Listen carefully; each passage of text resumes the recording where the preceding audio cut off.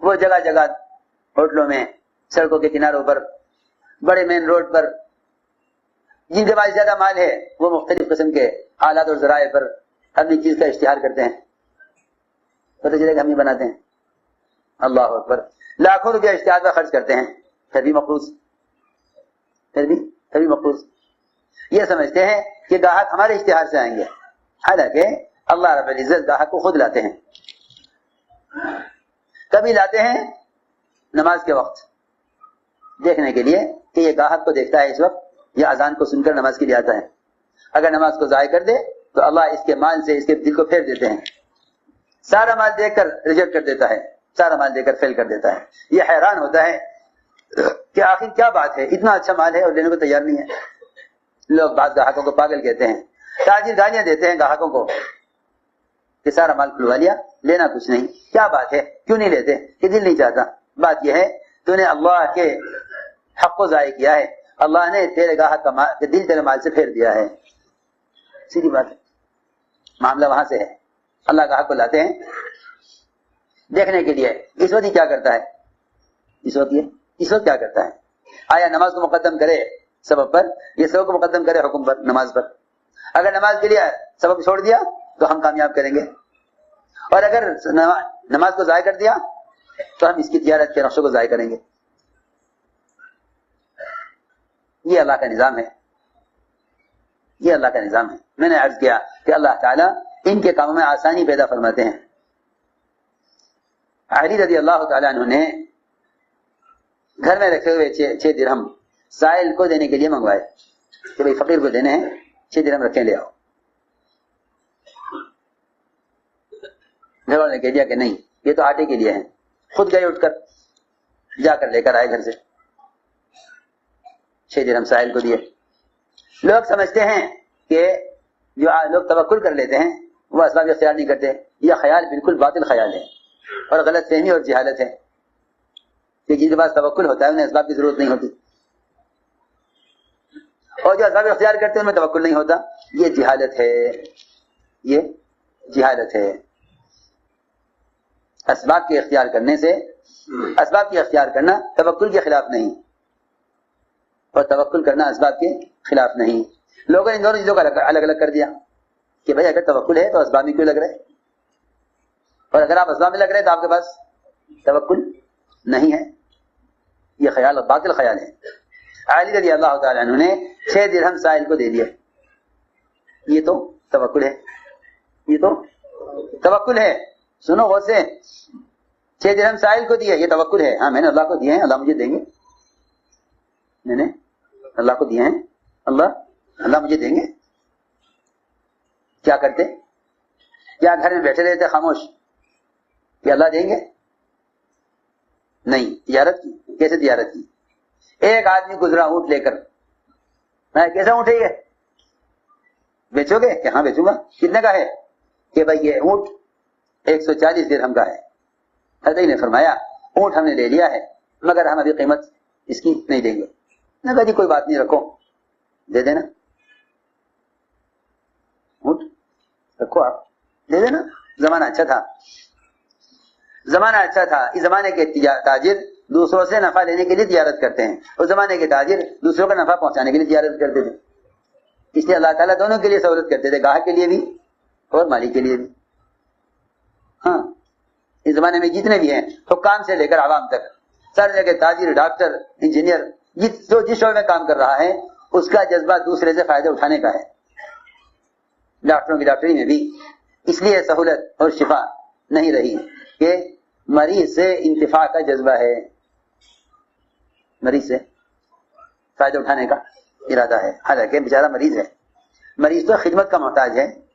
مریض تو خدمت مریض تو اس کا محتاج ہے کہ اسے خدمت کی جائے، نہ کہ اسے خدمت لی جائے. سارے جتنے بھی ڈاکٹر ہیں مریضوں سے خدمت لیتے ہیں. ارے سنو تو صحیح میں کیا کہہ رہا، مریضوں سے خدمت لیتے ہیں. اتنا پیسہ آپ کو دینا پڑے گا پہلے، اتنا بعد میں دینا پڑے گا. وہ بیچارے بہت سے لوگ تو ایسے ہیں کہ وہ امراض کو پالتے ہی اس لیے ہیں کہ ان کے پاس علاج کا انتظام نہیں ہے. کیونکہ ڈاکٹروں کا خیال یہ ہے کہ اس زمانے میں ڈاکٹری وہ کمائی کا ذریعہ ہے. حالانکہ پہلے زمانے میں طب اور ڈاکٹری یہ کمائی کا ذریعہ نہیں تھے، کمانے کا ذریعہ عیب سمجھا جاتا تھا کسی کا علاج کر کے پیسے لینا. ارے ایک تو وہ بیچارہ محتاج علاج کے لیے، پھر آپ ایک مسلمان ایک انسان کا علاج کر کے پیسے لیں. کسی زمانے میں علاج خدمت تھا، اس زمانے میں علاج تجارت ہے. اور ایسی تجارت ہے کیا بتاؤں، ایسی تجارت کہ کمپنی ایک چیز بنا کر اس کی قیمت طے کر دے گی، کمپنی ایک چیز بنا کر اس کی قیمت طے کر دے گی، لیکن علاج میں کوئی قیمت، کوئی حد، کوئی لمٹ نہیں ہے. جتنے چاہے پیسے مانگ لو، ہاں جتنے چاہے. مریض بیچارہ مجبور ہے، کیا کرے، وہ پیسے دے گا وہ، کیونکہ اس کو تکلیف ہے، اندر اس کو اندر تکلیف ہے. میں نے اس لیے عرض کیا کہ طب اور ڈاکٹری یہ فائدہ اٹھانے کے لیے نہیں بلکہ فائدہ پہنچانے کے لیے تھے.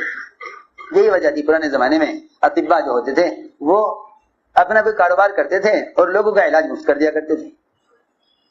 نسخہ بنا کے دے دیا کہ بھائی یہ ہے، یہ دوا اسے ملا کے کھا لو، وہ خود دوا خرید کے کھا دیا کرتا تھا.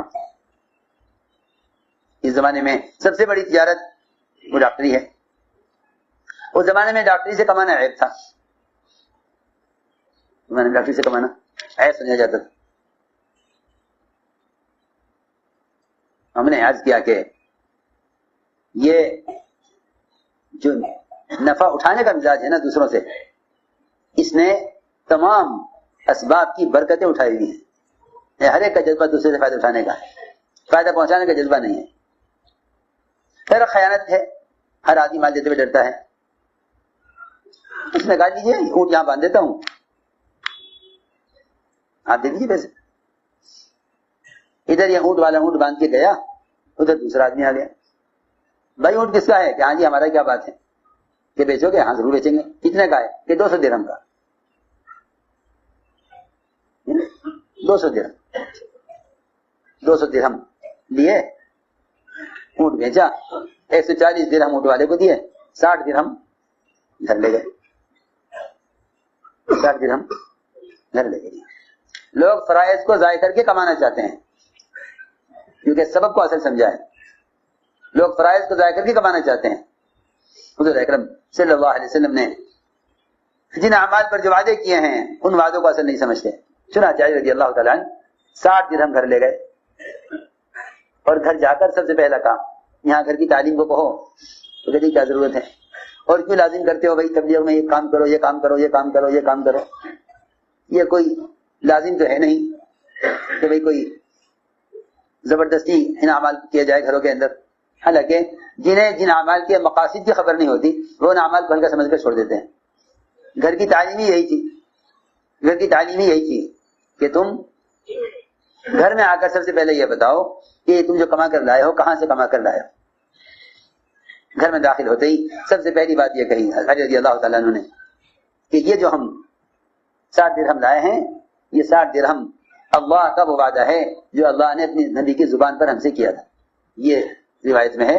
حضرت گھر میں داخل ہوتے ہوتے یہ کہا حضرت فاطمہ سے، ھذا ما وعدنا اللہ علی لسان نبیہ، یہ وہ وعدہ ہے اللہ کا جس کا وعدہ اللہ نے اپنے نبی کی زبان پر ہم سے کیا تھا. میں نے عرض کیا کہ اللہ تعالیٰ اسباب میں سہولتیں لائیں گے، اسباب میں سہولتیں لائیں گے. ایسی سہولتیں کہ داؤد علیہ السلام بیت المال سے ذاتی خرچ لیتے تھے. بادشاہ تھے، بادشاہ کا ملک، بادشاہ کا مال، ساری رعایا خود بادشاہ، سارا ملک بادشاہ کا، جتنے چاہے لے لو اپنے خزانے سے. جو بادشاہ دوسروں کو دینے والے ہوں ان کے لیے خود دینا کیا عیب ہے. لیکن صحابہ کے زمانے میں مزاج یہ بنایا گیا تھا، گورنروں کو تنخواہ ملتی تھی، وہ تنخواہ